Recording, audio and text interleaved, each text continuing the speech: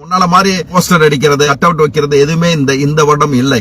ஏன் போகணும்? நிர்வாகிகள் கூப்பிட்டு ஏன் போகணும்? எனக்காண்டி ஒரு உதவி செய்யாத அந்த நிர்வாகிகள், குடும்பத்துக்கு ஒரு வேலை வாய்ப்பு தராத ஒரு நிர்வாகிகள், என் பிள்ளைகளுக்கு படிப்புக்கு ஒரு உதவாத ஒரு நிர்வாகிகள் அழைத்து ஏன் போகணும் அந்த நிகழ்ச்சிக்கு அப்படின்னு சொல்லிட்டு வீட்டில இருந்த தலைவர் கலைஞரை வணங்குறவன் தான் நிறைய பேர். சாமானியனுடைய இயக்கம் இந்த இயக்கம் கால சூழல்ல கார்பரேட் இயக்கம் மாதிரி ஆகிட்டு இருக்கு. மாவட்ட செயலாளர் எவ்வளவு தவறு பண்ணியிருந்தாலும், ஒன்றிய நகர் செயலாளர்கள் எவ்வளவு தூரம் தவறு பண்ணியிருந்தாலும், தொகுதி பொறுப்பாளர், மண்டல பொறுப்பாளர் இவர்களை வைச்சு கொடுக்கிறத கொடுத்து ஜெயிச்சிடலாங்கிற ஒரு எண்ணம் வளர்ந்திருக்கிறதே அது நம்ம கட்சிக்கு மிகப்பெரிய ஆபத்து. அடிப்படை தொண்டனுடைய தேவையை பூர்த்தி செல்றது, அடிப்படை தொண்டனுடைய அந்த கிளைக்கழக நிர்வாகியிலிருந்து அடிப்படை தொண்டன் வரைக்கும் மன கஷ்டப்படாத தேர்தல் நேரத்தில் அவன் இறங்கி ஒவ்வொரு வீட்டுக்கு சென்று கையை பிடிச்சி இழுத்துட்டு வந்து அந்த வாக்களிக்கக்கூடிய அந்த நிலை வந்தாதான் நீங்க ஜெயிக்க முடியும். தொகுதி பொறுப்பாளரை வச்சுட்டு திட்டமிட்ட சில செயல்களை வச்சு எந்த வெற்றியும் நம்ம அடைய முடியாது. இன்னமும் கடுமையா தானே போராடுறோம். இத்தனை சாதனைகள் செஞ்சு, இத்தனை தலைவர் உறங்காத சாதனைகள் செய்றாரு. இன்னைக்கு தமிழ்நாடு அரசு செய்யற பல சாதனைகள், பல திட்டங்களை எடுத்துதான் மத்த மாநிலம் செயல்படுறான். சங்கியா இருந்தா கூட இன்னைக்கு பல மாநிலங்கள் நமது திட்டத்தை தான் எடுத்து செய்யறான். பொருளாதார வளர்ச்சி அடைஞ்சிருக்கோம். வெளிநாட்டில இருந்து உள்நாட்டில இருந்து முதலீடுகளை கொண்டு வந்து கூச்சிட்டு இருக்கோம். மத்திய அரசு நமக்கு உதவாவிட்டா கூட, எந்த நிதியும் கொடுக்காட்டா கூட, தன்னுடைய திறமையால இந்த தமிழ்நாட்டை வளர்த்து வர்றாரு நம்ம தளபதியார். ஆனா என்ன, கூட்டணி இல்லாம நம்ம ஜெயிக்க முடியாதுங்கிற ஒரு பேச்சு இருக்கு. எடப்பாடி போற ஜெயிச்சிருவாரோங்கிற ஒரு பேச்சு இருக்கு. விஜய் வந்த ஒரு அணில் வந்து அவன் கூட ஜெயிச்சிருவானோ, அவன் நிறைய பேர் ஜெயிச்சிருவானுங்கிற ஒரு எண்ணமே நம்மளுடைய உழைப்புக்கு களங்கம் தான். இவ்வளவு உழைப்பு அதாவது கட்சிக்காரனா இருக்கட்டும், ஆட்சியில உள்ளவங்களா இருக்கட்டும், தலைவரா இருக்கட்டும், இளந்தலைவரா இருக்கும், தூங்க முடியாத அளவுக்கு வேலை பார்க்கறாங்க. சில மாவட்ட செயலாளருடைய முகத்தை பாருங்க, அவன் பல நாள் தூங்கி இருக்க மாட்டான். இவ்வளவு உழைச்சும் இந்த கேள்விக்குறி ஏன் வருது? ஏன்னா நம்ம அடிப்படையில சில விஷயங்களை வளர்ந்துட்டோம். மக்களை பார்த்தோம், கட்சியை மறந்துட்டோம். நேத்து நான் ஒரு பேர் சொல்ல விரும்பல, ஒரு மாவட்ட செயலாளர் நேத்து ஒரு மீட்டிங் கூட்டியிருக்காரு. ஒன்றிய செயலாளர், நகர் செயலாளர், பேரூர் கழக செயலாளரை மட்டும் வச்சு ஒரு செயற்குழு கூட்டம் கூட்டியிருக்காரு. அந்த கூட்டத்தில் அவர் அந்த மாவட்ட செயலாளர் பேசுறாரு, என்னை எவனும் அசைக்க முடியாது, நான் வேற ஒரு பதவிக்கு போயிட்டதுனால என்னுடைய மாவட்ட செயலாளர் பதவியை எடுக்கலாம்னு பல பேர் திட்டம் போடுறீங்க. அது எவனால என்னுடைய மாவட்ட செயலாளர், நான் நினைச்சா எந்த ஒன்றிய செயலாளரை என்னால தூக்க முடியும், எந்த நகர் செயலாளரை தூக்க முடியும். ஆனா என்ன எவனும் ஒண்ணும் செய்ய முடியாதுங்கிற ஒரு அந்த பேச்சு இருக்கு பாத்தீங்களா? அந்த பேச்சு இந்த இயக்கத்துக்கு மாபெரும் அவமானம். இது யாருடைய சொத்தும் கிடையாது. இந்த இயக்கம் யாருடைய சொத்தும் கிடையாது. உழைத்தவனுடைய சொத்து, தொண்டனுடைய சொத்து, தலைவர் கலைஞருடைய பிள்ளைகளுடைய சொத்து, தனிமனிதனுடைய யாருடைய சொத்து இல்ல. ஒரு மாவட்ட செயலாளர் இவ்வளவு ஆணவமா பேசுற அளவுக்கு உங்களுக்கு எந்த சக்தி துணை இருக்குது? இது ஜனநாயக கட்சி. இந்த கட்சியில ஒரு அடிப்படை தொண்டனும் மாவட்ட செயலாளர் ஆக முடியும், ஒன்றிய செயலாளர் ஆக முடியும். நான் தான் எல்லாத்துக்கும் அதிபதி, எவனும் என்னை ஒன்னும் வீழ்த்த முடியாதுங்கிற எந்த பேச்சும் திமுகவில் நடக்காது. இது ஜனநாயக கட்சிங்க. அவர் பேசியிருக்காரு மாவட்ட செயலாளர், பேர சொல்ல விரும்பல. இந்த நிர்வாகிகளுக்கு புரியும் என்ன நடந்தது, நேத்து நடந்தது. இது தலைமை விசாரிக்கணும். தலைவர் கலைஞரால வளர்க்கப்பட்ட இந்த இயக்கம் எவ்வளவு ஜனநாயகமா கொண்டு போனாரு, எவ்வளவு ஈஸியா கொண்டு போனாரு, எவ்வளவு சாமானியனா கொண்டு வந்தாரு அப்படின்னா, ஏன்னா இவங்க எல்லாம் என்ன நினைக்கிறாங்களா, என்ன மீறி எவனும் மாவட்ட செயலாளருக்கு வந்துடக்கூடாது, என்ன யாரும் மீறி யாரும் எம்எல்ஏக்கு வந்துடக்கூடாது, என்னை மீறி எவனும் அமைச்சர் ஆயிடக்கூடாது. இந்த அராஜக சிந்தனைகள், இந்த குறுநில மன்னர் சிந்தனை ஒழிக்கப்பட வேண்டும். ராமநாதபுரம் மாவட்டத்தில் 4 தொகுதியில மட்டும் ஜெயிச்சு தளபதியார் முதல்வர் ஆயிட முடியாது. 118 மெஜாரிட்டி கிடைக்கணும் அப்படின்னா தமிழ்நாடு ஃபுல்லா உள்ள தொகுதி ஜெயிச்சு ஆகணும். கோயம்புத்தூர்ல நீங்க பாத்தீங்களா, உடுமலைப்பேட்டையில ஒரு SSI சண்முகவேலு செத்து போயிடுறாருங்க. தலையை வெட்டி கொண்டிருக்காங்க. என்ன செஞ்சார் அவரு? பிள்ளைங்க ஒரு அப்பனா 2 பிள்ளைங்களா தோப்புல இருக்காங்களா, அவங்க வேட சுந்தூர்காரங்களா, அவங்க மேல வந்து பல குற்ற வழக்கு இருக்கு. பல குற்ற வழக்கு உள்ள ஒருத்தனை அதிமுக காரன் எப்படிங்க நீங்க கொண்டாந்து அங்க வேலைக்கு வச்சீங்க? அப்பன் மகனு சண்டை போட்டுக்கிட்டானா, இத வந்து அவங்க பொண்டாட்டி வந்து அம்மா வந்து 100க்கு கால் பண்ணி போலீஸ வரவழைச்சாங்களா, கடைசியில அப்பனும் மகனும் எல்லாம் ஒண்ணு சேர்ந்துட்டாங்களா, இவரை வெட்டிட்டாங்களா? இது யதார்த்தமா நடந்த கொலையா இல்ல திட்டமிட்டு நடந்த கொலையா? காரணம் சண்முகவேல், அந்த SSI சண்முகவேல் பொள்ளாச்சி பாலியல் வழக்குல விசாரணை நடத்திருக்காருன்னா நேத்து கூட தமிழா பாண்டியன் யூடியூப்ல சொல்லியிருக்கான். இது பாலியல் வழக்கு சம்பந்தப்பட்ட பொள்ளாச்சி பாலியல் வழக்கு சம்பந்தப்பட்ட மேட்ரா, இதனால எந்த கொலை நடந்ததா என்பதை போலீஸ் தெளிவா நடத்தணும், பார்க்கணும். மணி சொன்னார், இப்பதான் ஒரு கொலை நடந்தது, திருப்புவனத்தில் ஒரு கொலை நடந்தது, இங்க ஒரு கொலை நடந்தது. இதெல்லாம் திட்டமிட்டு திமுக ஆட்சியினுடைய பேரை கெடுக்கிறதுக்கு சிலருடைய செய்கையா? கோயம்புத்தூர்ல அதே மாதிரி ஒருத்தன் என்ன பண்ணானா, காவல் நிலையத்துக்குள்ள போய் யாருக்கும் தெரியாம போய் தூக்கு போட்டு தொங்கிக்கிட்டானா. இதெல்லாம் யாரும் திட்டமிட்டு செய்யறாங்களா? இல்ல காவல்துறையிலேயே நமக்கு எதிராக சில வேலைகள் நடக்குதா? அரசு அதிகாரிகள் மத்தியில நமக்கு எல்லாம் வேலை செய்தா நடக்குதா? அப்படிங்கறது தலைவர் தெளிவா எடுக்கணும். நம்மட்ட இளைஞர்களுக்கா பஞ்சம்? இளைஞரணி முதல் இன்னைக்கு 23 25 அணி இருக்கு. இப்ப அதுல சில அணியை தவிர்த்து இளைஞர் பட்டாளத்துல ஒரு உருவாக்குங்க. உருவாக்கி ஒவ்வொரு மாவட்டத்திலையும் ஒவ்வொரு தொகுதியிலையும் இளைஞர்களை பரவா ஒரு வேலை செய்ய சொல்லுங்க. என்ன நடக்குது அங்க? எத்தனை காவல்துறை அதிகாரிகள் நமக்கு எதிராக வேலை செய்யறான், எத்தனை அரசு அதிகாரிகள் நமக்கு எதிராக வேலை செய்யறான். அதெல்லாம் நம்ம ஒரு ஸ்பை மாதிரி ரெடி பண்ணலாமே. நம்மள ஏன் நம்ம இது பண்றாங்க? ஆட்சிக்கு எதிரா என்னங்க ஒரு ஆளுமை உள்ள ஆட்சி வேலை செய்யுது. இந்தியாவிலேயே எங்கேயுமே இல்லாத ஆட்சி நடந்துகிட்டு இருக்கு தமிழ்நாட்டுல. இதுல திட்டமிட்டு சில இது செய்யறாங்க. எப்படி நடக்குதுங்கிறத நம்ம கண்டுபிடிக்க வேணாமா?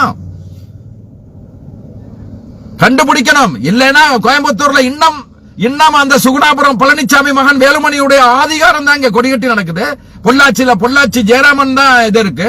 அதை இன்னைக்கு ஒரு செய்தி எழுதியிருந்தேன். தொண்டாமுத்தூர் வேலுமணிய தோக்கடிக்கணும், எடப்பாடி பழனிசாமி எடப்பாடியில தோக்கடிக்கணும், வேதாரண்யத்துல OS மணியை தோக்கடிக்கணும், மலையில குட்கா பாஸ்கர் தோக்கடிக்கணும், மாரபாளையத்துல தங்கமணி தோக்கடிக்கணும், வானில கேசி கருப்பணனை தோக்கடிக்கணும், பாலக்கோடுல KP அன்பழகனை தோக்கடிக்கணும், மதுரை மேற்குல செல்லூர் ராஜு தோக்கடிக்கணும், கோவில்பட்டியில கடம்பூர் ராஜு தோக்கடிக்கணும், திண்டுக்கல்ல சிண்டுக்கல் சீனிவாசன் தோக்கடிக்கணும். எவன் தோக்கடிக்க முடியலையோ அவங்க மாவட்ட செயலாளர் இருக்கிறதுக்கு தகுதி இல்லைங்கிற ஒரு நிலைப்பாட்டுக்கு வரணுங்க. எப்படி அவன் ஜெயிக்கிறான்? ஆட்சி நம்ம 5 ஆண்டு காலம், சரி 10 ஆண்டு காலம் அவன் ஆட்சியில இருந்தா பைசாவை கொடுத்து மக்களுக்கு பைசா கொடுத்து ஜெயிச்சுட்டான். இந்த 5 ஆண்டு காலம் நம்ம தானே ஆட்சியில இருக்கோம். அந்த தொண்டாமுத்தூர்லயும் பொள்ளாச்சியிலையும் விராலிமலையிலையும் குமாரபாளையத்திலையும் பாலக்கோடுலையும் நம்ம மக்களை சந்திச்சிருக்க வேணாமா? வீடு விடவாய் மக்கள்கிட்ட போய் இவை என்ன செஞ்சானோ அதை நம்ம செஞ்சிருக்க வேணாமா? அப்படி செஞ்சிருந்தா நம்ம ஜெயிக்கலாமே. ஏன் ஜெயிக்க முடியல? கோபிசெட்டிப்பாளையத்துல செங்கோட்டையனுக்குள்ள செல்வாக்கு ஏன் நம்ம திமுக இல்ல? பாதி ஜாதி ரீதியா ஓட்டு போடுறாங்க. திமுக ஜெயிக்கிறத விட தன்னுடைய அப்படி இல்லன்னா ஜாதி அமைப்புக்கு போய் சேர்ந்துருங்க. திமுக எதுக்கு இருக்கீங்க? முக்காவாசி பேர் இந்த இயக்கத்துக்கு விசுவாசமா தியாகமா உழைக்கிறவன் தாங்க நிறைய இருக்கான். அங்க தலைவருடைய நினைவு நாளுக்கு அங்க போய் நிக்கிறேன். ஒருத்தர் ஆட்டோல இருந்து வந்து இறங்குறாங்க, நடக்க முடியல, ஒரு கையில வச்சு நடந்து தலைவருடைய நினைவு நாளுக்கு கொண்டு அவரு வர்றாரு. என்னப்பா நீங்க வந்து நடக்க முடியாட்டாலும் தலைவருடைய நினைவு நாளுக்கு அந்த அண்ணா சிலைக்கு வந்து அந்த நிகழ்ச்சியில கலந்துக்கிறார். உடல் ஆரோக்கியமா இருக்கிற பல பேர் இந்த நிகழ்ச்சியில் கலந்துக்கிறல. அவன் காசு சம்பாதிக்க வந்த இந்த இயக்கத்துக்கு வந்தவன், தலைவர் கலைஞரை மறந்தவன் இந்த இயக்கத்துல எப்படிங்க ஒரு விசுவாசமா இருப்பான்? ரொம்ப காலம் உள்ள திமுக தொண்டனை என்ன பொறுத்தல என்ன சொல்றதுமா, தேமுதிக நமக்கு தேவையில்லை, தேவையில்லாத ஆணிதான். மதிமுக நமக்கு தேவையில்லாத ஆணிதான்.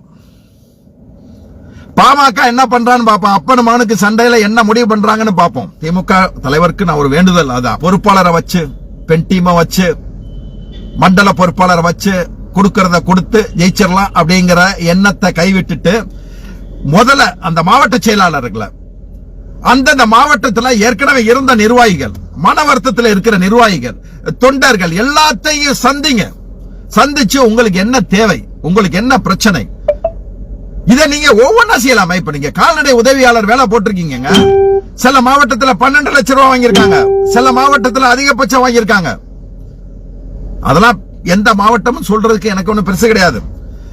சில விசாரிக்கும் போது இல்ல இது தலைமை எடுத்துட்டு தலைமையில இருந்தா போடுறாங்க. தலைமையாங்க 12 லட்சம் வாங்க சொன்னுச்சு. திமுக அரசை மீறி அதிகாரிகள் என்னங்க செய்ய முடியும்? மக்களால் தேர்ந்தப்பட்ட அரசு இருக்க போகும்போது அது அவங்க அந்த அரசு என்ன சொல்றதோ அதைத்தான் அதிகாரிகள் கேட்கணும். அதிகாரி வேலை சொல்லி போட்டு பல லட்சம் சம்பாதிச்சிருக்கான். அப்புறம் எப்படிங்க நீங்க அந்த நிர்வாகிட்ட வேலை வாங்க முடியும்? அந்த நிர்வாகிட்ட எப்படிங்க வாக்குகள் வாங்க சொல்லி வாக்கு கேட்டு போக சொல்ல முடியும்? கொஞ்சமாவது மனச்சாட்சியோட செயல்படுங்க. இன்னைக்கு ஒருத்தருக்கு ஒரு குடும்ப ஒரு திமுக காரனுக்கு நீங்க செய்ய வேண்டியது அந்த நேத்து நான் ஒருத்தர் வந்தான்னு சொன்னல, கை ஊண்டிட்டு அதாவது கம்பு ஊண்டிட்டு வர்றாரு தலைவர். இதுக்கு அவர்கிட்ட கேட்ட எத்தனை ஆண்டுகளா இருக்கேன், எம்ஜிஆர் கட்சியை விட்டு போனதுல இருந்து இருக்காங்க, ஏதாவது பயன் அடைஞ்சீங்களா அப்படின்னு கேட்டா எந்த பயனும் இல்லைங்க. திமுக தொண்டன் நான், என்னைக்கும் திமுக தான் ஓட்டு போடுவேன். ஆனா எனக்கு ஒரு லெவல் அப்ப என்னங்க பிரயோஜனம்? அதுக்கு என்ன செய்யணும் வச்சுல கீழ்மட்டத்தை நீங்க செய்யுங்க. உங்களுடன் ஸ்டாலின் நடத்துங்க. இங்க இது ஓரணையில் தமிழ்நாடு எல்லாம் வேலை நடந்துகிட்டு இருக்கட்டும். அதே நேரத்தில் எதிர்கட்சியா இருக்கிறவங்க இல்ல திமுக ஏற்கனவே பதவியில இருந்து சும்மா உட்கார்ந்துருங்க, ஓரங்கட்டப்பட்டவர்கள், ஒதுக்கப்பட்டவர்கள், இவங்களை எல்லாம் நீங்க இணைக்க பாருங்க. இத்தனை ஆண்டுகால ஆட்சிக்கு வந்து இத்தனை ஆண்டுகள் ஆச்சுங்க. ஏதாவது பாமக பாட்டாள இது வன்னிய சமுதாயத்தில் இருந்து நம்ம கட்சிக்கு இழுக்கிறதுக்கு ஏதாவது ஒரு முயற்சி நடந்திருக்கா? ஏதாவது ட்ரை பண்ணமா? பாமக ஓட்டு வேணுமா? ராமதாஸோட கூட்டு வச்சுக்கிறோம். ஆதி திராவிடர்கள் ஓட்டு வேணுமா? திருமாவோட கூட்டு வச்சுக்கிறோம். அருந்ததியர்கள் ஓட்டு வாங்குமா? அதியமானோட கூட்டு வச்சுக்கிறோம். கவுண்டர்ஸ்கள் கொங்கு மண்டலத்தில் கவுண்டர்ஸ்கள் ஓட்டு வாங்கணுமா? ஈஸ்வரனை கூட்டு வச்சுக்கிறோம். தென் தமிழ்நாட்டில் தேவேந்திரகுல வேளாளர் வாக்கு வேணுமா? ஜான் பாண்டியனையும் கிருஷ்ணசாமியும் கூட்டு வச்சுக்கிறோம். இப்படித்தான் நம்ம சிந்தனைகள் இருந்திருக்கு. ஏன் நம்ம தானங்க ஆட்சி நடத்துறோம், நம்ம தானங்க நேரடியா மக்களுக்கு செய்யறோம், நம்ம கட்சிக்கார இருக்கானாங்க. ஏதாவது நம்ம அடுத்த கட்டத்துக்கு இந்த ஆதி திராவிடர்களையும் வன்னியர்களையும் முக்குளத்தோரையும் தேவேந்திரகுல வேளாள மக்களையும் அருந்ததியர்களையும் நேரடியா சந்திச்சு அவங்கள நேரடியா நம்ம கட்சிக்கு கொண்டு வர்றதுக்கு ஏன் முயற்சி பண்ணல? பொள்ளாச்சியில நகர்மன்றத்தில் சிக்கல். 13ஆம் தேதி இவன் எடப்பாடி பழனிசாமி ஆர்ப்பாட்டம் பண்ண போறானா? ஏன் என்ன சிக்கல்? ஏன் இங்க பிரச்சனை? கவுன்சிலர்லாம் வருத்தப்படுற அளவுக்கு என்ன பிரச்சனை நடக்குது? தஞ்சாவூர்ல கவுன்சிலர்கள் புறக்கணிச்சிருக்கான். திருச்சியில துணை மேயர் தலைமையில புறக்கணிச்சிருக்காங்க. எல்லா இடத்துலையும் நான் தலைவர்கிட்ட வேண்டிக்கிறது என்னன்னா, நீங்க பேசாம கலைச்சிருங்க தலைவர். உள்ளாட்சி தேர்தல் மொத்தமா தான் நடத்தணும். இந்த நகர்ப்புற உள்ளாட்சி தேர்தலையும் நகர்ப்புற உள்ளாட்சி அமைப்புகளையும் மொத்தமா கலைச்சிட்டு அடுத்து 2026 நம்ம ஆட்சிக்கு வந்தவன வச்சுக்கலாம். ஆட்சிக்கு நம்ம தான் வரப்போறோம், அதுவும் இல்ல, மொத்தமா கலைச்சிருங்க. கலைச்சிட்டு நேரடியா அதை வச்சு மக்களுக்கு என்ன தேவையோ தமிழ்நாடு அரசு நேரடியா செய்யட்டும்.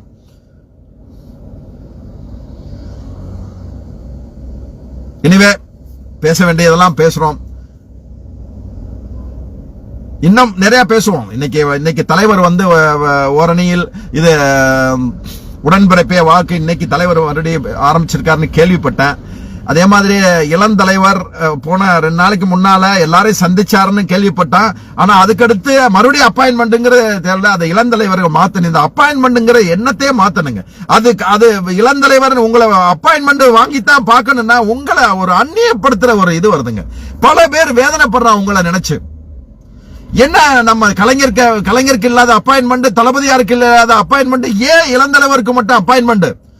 அதுவே உங்களை ஒரு மன்னருடைய இது மாதிரி வருதுங்க. ஒரு மன்னரா சிந்திக்கிற வருதுல்ல, தேவையில்லை.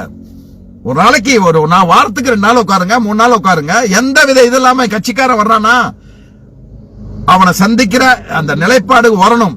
ஏற்கனவே 2 நாளைக்கு முன்னால பார்த்தேன்னு அங்க உள்ள வந்தவங்கள எனக்கு கால் பண்ணி சொன்னாங்க. நாங்க ஈஸியா பார்த்துட்டு வந்தோம்னா அந்த நிலைமை தொடரணும். யாருடைய அனுமதியும் வாங்கி உங்களை சந்திக்கிறங்கிற சூழலே வரக்கூடாதுங்க. இந்த இயக்கம் சாமானியனுடைய இயக்கங்கிறத தலைவர் கலைஞர் நினைவு நாள்ல மறுபடியும் நம்ம அதை கொண்டு வர்றதுக்கு சபதம் எடுத்துக்கிறோம்.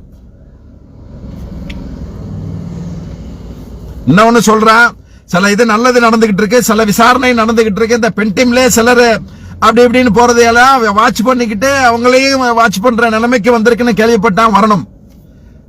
தவறுங்கிறது திமுக இருக்கக்கூடாதுங்க.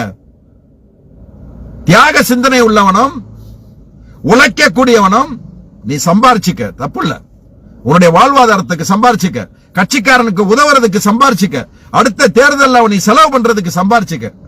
அதை விடுத்துட்டு 7 ஒரு 17 சந்ததிக்கு உள்ள பைசாவை சேர்த்துட்டு சவுக்கு சங்கருக்கும் சாக்கடை துரைமுருகனுக்கும் சீமான் போன்றவர்களுக்கும் கொடுத்து எங்க பேரை எழுதாதீங்க. இந்த 3ஆம் தரம் 4ஆம் தரம் நாய் பத்திரிகைகளுக்கெல்லாம் காசா கொடுத்து தயவு செய்து என்ன எழுதிடாதீங்க. தயவு செய்து என் பேரை போட்டுறாதீங்க. இதெல்லாம் தேவையாங்க? உங்க நேர்மையான வாழ்க்கை வாழ்ந்துட்டு வாழ்ந்துனா நீங்க எவனுக்கும் பயப்படணும்? சம்பாதிக்கிறது எவனும் சொல்லப்படுறது இல்ல. இன்னைக்கு ஒரு அரசு அதிகாரிட்டாலும் ஒரு வேலை காசு கொடுத்தா தான் வேலை நடக்கும். எனவே நேர்மையா வாழ பாருங்க. இனிமையாவது கொஞ்சம் கட்சிக்காரனை பார்க்க பாருங்க. இந்த கால்நடை உதவியாளர்ல 12 லட்சம் வாங்கினதா சொன்னா உங்களுக்கு அந்த இதுல ஜெனிக்குமாங்க? அந்த காசை நீங்க வாங்கியிருந்தேன்னா உங்க புள்ள உங்க சந்ததிகள் நிம்மதியாக வாழ்றதுக்கு வாய்ப்பு இல்லைங்க. நீங்க நினைச்சுக்கலாம். நான் சொல்றேன், அதாவது கடவுள் இல்லைன்னு நம்ம சொன்னோம். ஆனா ஒரு இயற்கைன்னு ஒரு சக்தி இருக்கு. நீங்க ஒரு மனிதனுடைய அமைப்பை சிந்திச்சு பாருங்க. ஒரு கிட்னியுடைய ஃபங்க்ஷன், நுரையீரலுடைய ஃபங்க்ஷன், மூளையுடைய ஃபங்க்ஷன், இதெல்லாம் எப்படி உருவானது? ஏதோ ஒரு இயற்கை சக்தி. நீங்க கடவுள்னு நினைக்க வேணாம். குறிப்பிட்ட கடவுள் சொன்னோம் நாம ராமரோ முருகரோ அப்படின்னு இல்ல. ஒரு இயற்கை சக்தி. நான் ஏன் தெரியுமா, ஒருத்த சின்ன வயசுல இருந்து அப்பா அம்மாக்கு பயப்படுறான், ஆசிரியருக்கு பயப்படுறான், அதுக்கு பின்னால கம்பெனில இருந்தா அந்த கம்பெனியுடைய ஓனருக்கோ மேனேஜருக்கோ பயப்படுறான். யாராவது ஒருத்தருக்கு மரியாதை கொடுத்து பயம் இருந்தா தாங்க அந்த வாழ்க்கை நிம்மதியா இருக்கும். அந்த பயம் பலருக்கு இல்ல. ஏன்னா என்ன செய்ய முடியும்? யார் என்ன செய்ய முடியும்? கடவுளாவது இதாவது எதுவும் ஒண்ணு செய்ய முடியாங்கிற எண்ணம் இருக்கு பத்தியா? நீங்க செத்து போய் அங்க போயிட்டு வறுக்க மாட்டாங்க, இப்பவே வறுக்கிறாங்க. நீங்க வாழ்ற காலத்திலேயே நீங்க செய்யற தவறுக்கு தண்டனை கண்டிப்பா கிடைக்கும். அந்த தண்டனையில இருந்து தப்பிக்கணும்னா அது நீங்க திமுக இருக்கிறவனா இருந்தா நேர்மையா வாழ பாருங்க. அதுதான் உங்களுக்கு பயனளிக்கும். நன்றி, வணக்கம்.